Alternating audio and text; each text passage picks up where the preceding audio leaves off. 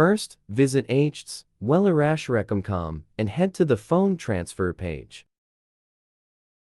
You can scroll down to check all the features and the step-by-step guide in detail. After that, click the Back to Top button. Click the Try for Free option to download it on your computer. Double-click the iReaShare phone transfer installer to install it on your computer by following the step-by-step guide.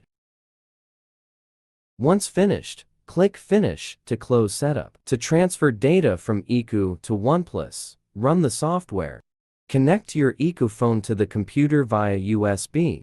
The software will quickly detect your iQOO phone. If prompted, please click OK or Allow on your phone to make sure the connection is established. After successfully connecting, link your OnePlus phone to the same computer via USB. When your device is recognized by the software, you will see Connected under them. Tick off the data types you want to transfer, then click the Start Copy button. Data including contacts, call logs, text messages, photos, music, documents, videos, and apps can be transferred from your iQOO phone to your OnePlus phone. It will take some time, please be patient.